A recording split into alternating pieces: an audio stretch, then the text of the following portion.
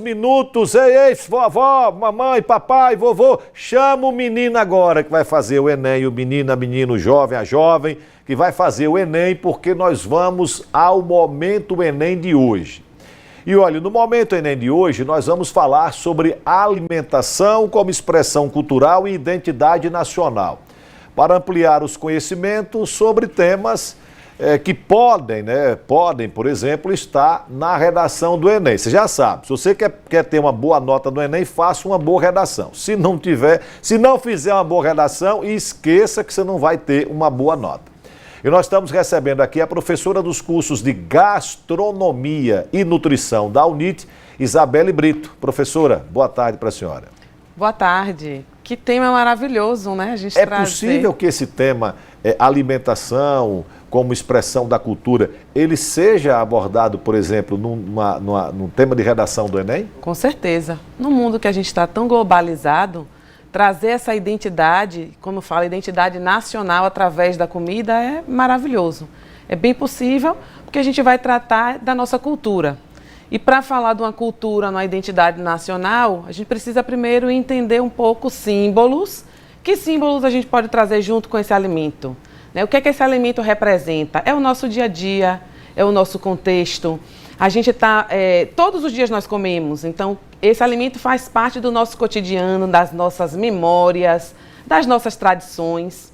Então é importante contextualizar, num primeiro momento, já que se fala de identidade nacional, a gente fazer um pequeno tripé usando aí a geografia, a história e a cultura.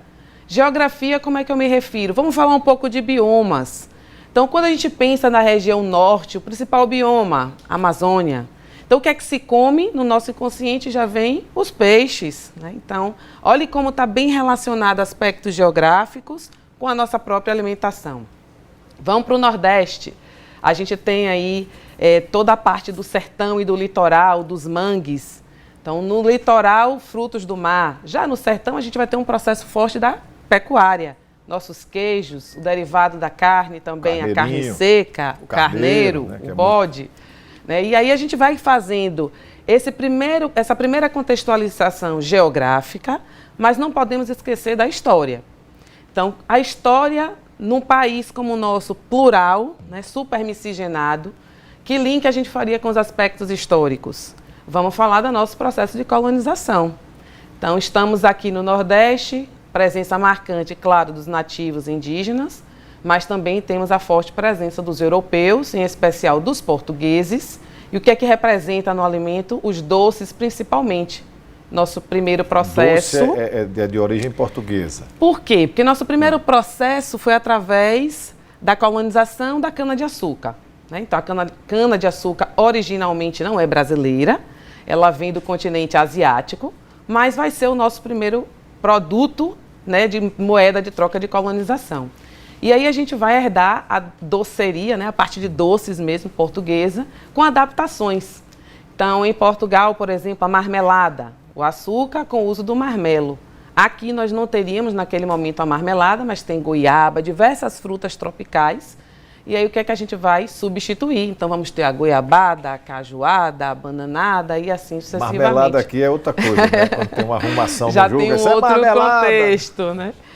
E então a gente tem, mas aí a gente não pode esquecer também da alimentação de matriz africana. Né? Então se a gente lembra da Bahia, por exemplo, é o acarajé, que vem de forma muito forte. E aí o acarajé tem toda uma simbologia.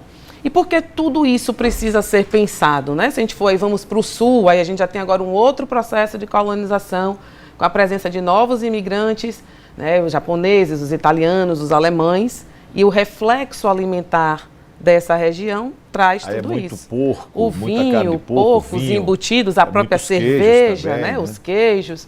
Então, essa identificação inicial... O mineiro, que talvez seja uma... O mineiro, a gente já tem os bandeirantes, os tropeiros, a era do ciclo, a gente pode falar, no ciclo do ouro, das minerações.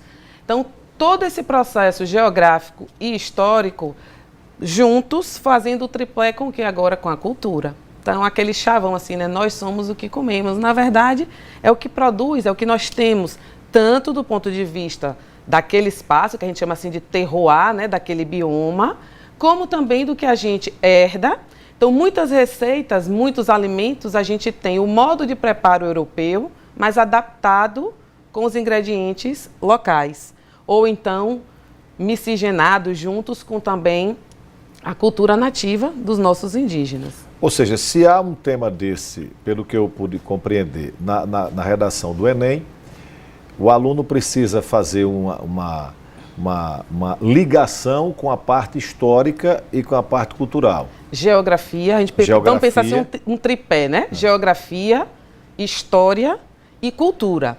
Por que cultura? Agora é onde a gente entra, né, na parte talvez ali chave desse tema. Por que cultura? Porque muitos alimentos, às vezes, a gente não consome por questões culturais. Ele é comestível, mas por algum momento cultural, de tradição, do modo que a gente está acostumado a ingerir, ele não é. E às vezes até por questões religiosas, né? Tem as questões religiosas que há algumas limitações em relação ao alimento. Então, quanto mais a gente fortalece essa nossa cultura, a gente se torna um povo mais forte. Por outro lado, né, se você vai perdendo essas questões culturais, vai sobrepondo outras culturas e aí, com certeza, mais, não só na parte da alimentação, mas na parte ideológica, econômica, a gente passa a receber aí uma cultura, né, passamos a ser aculturados por uma outra cultura que não é nossa. Por isso que eu falei da globalização, porque é inevitável que a gente tenha a presença de outras culturas no nosso dia a dia. O que a gente precisa dosar é o quanto essa cultura vai sobrepor a nossa. A gente está falando assim, de forma mais geral, mas no próprio Brasil, né? Regiões que muitas vezes acabam sendo influenciadas de forma tão marcante, se a gente fosse partir para o outro viés aí da cultura que não fosse a comida, na música, na dança, e aí você vai perdendo essa sua identidade. Mas para que a gente fale de cultura e identidade, a gente tem que se sentir pertencente, a gente tem que olhar para aquele alimento e conseguir identificar com a nossa história, com a nossa tradição. E aí o que eu acho curioso é que assim, na gastronomia a gente trabalha muito isso hoje, tanto na nutrição como na gastronomia, é que a gente não pode afastar o que está vindo de fora. Então, vamos pensar assim, o hambúrguer, né, os fast foods de um modo geral. São mais americanizados. Americanizados. Chega para nós, né, no momento pós-guerra, no momento do imperialismo norte-americano, outro fator, né, que a história nos ajuda. Então, a gente não tem como fugir dessa comida rápida, ela é necessária.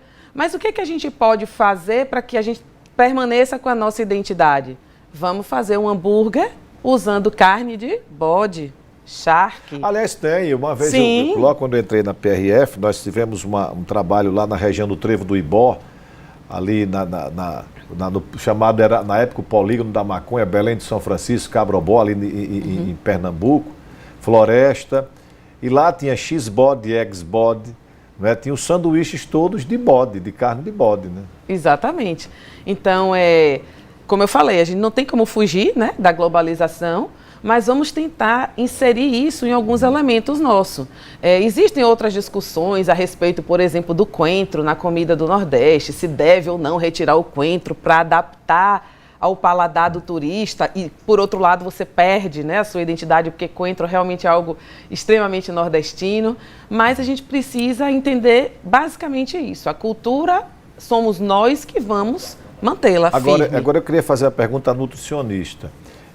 Eu disse aqui, brinquei a semana com um colega seu, dizendo que quando eu ia fazer prova na época do vestibular, eu tinha que tomar 2 Imosec, tomava logo 2, né, para não ter problemas intestinais. Qual a alimentação ideal para quem vai fazer a prova no dia anterior e na manhã, no café da manhã, para não dar dor de barriga?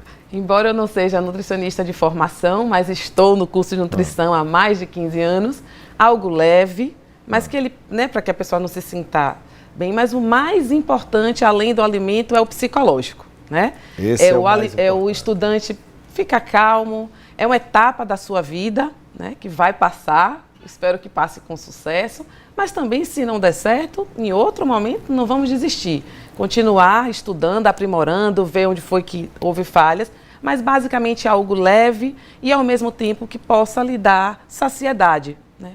Evitar alimentos muito estimulantes, porque pode trazer um pouco de ansiedade, né? Quando você ficar muito estimulado, muito excesso de café. Tem gente que, eu vou tomar muito café para estar bem acordado. Tomar cuidado, porque em algumas pessoas isso pode também causar um tipo de ansiedade.